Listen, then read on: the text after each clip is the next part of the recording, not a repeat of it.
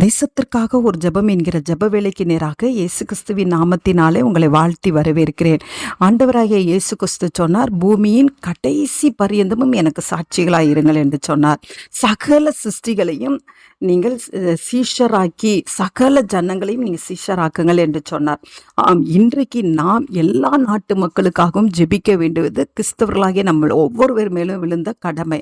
அதனால் நாம் இன்றைக்கு அங்கோலா நாட்டுக்காக இன்றைக்கு நாம் ஜெபிக்க போகிறோம். ஆப்பிரிக்காவின் நடுப்பகுதியிலே தெற்கிலே அமைந்திருக்கிற நாடு தான் அங்கோலா நாடு.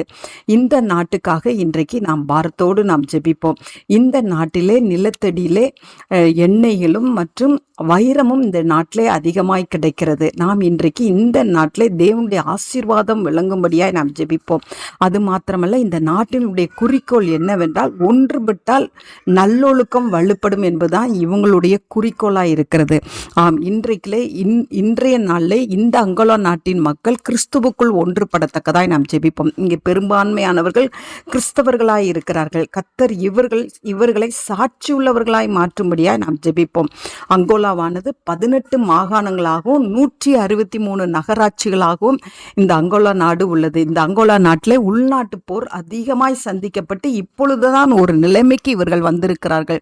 கர்த்தர் இவர்களை ஆசீர்வதிக்கும்படியாகவும் இந்த அங்கோலா நாட்டில் குடியிருக்கிற ஒவ்வொருவரும் கிறிஸ்துவின் அன்பை ருசித்து கிறிஸ்துவுக்கென்று நிலைத்து நிற்கிறவர்களாய் காணப்படும்படியாய் நாம் ஜெபிப்போம். நாம் யாவரும் கண்களை மூடி தேவனை நோக்கி பார்ப்போம். எங்களை நேசிக்கிறதான நல்ல தகப்பனே, இந்த நாளுக்காக ஸ்தோத்திரம்.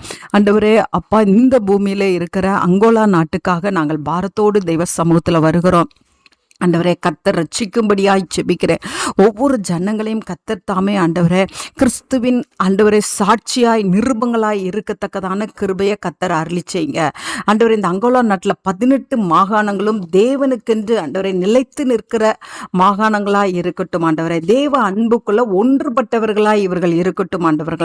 ஆண்டவரே, ஒருவேளை கலவரத்தினாலே உள்நாட்டு போர்னாலே பாதிக்கப்பட்ட குடும்பங்களுக்கு கர்த்தர் ஆறுதலை தாங்க.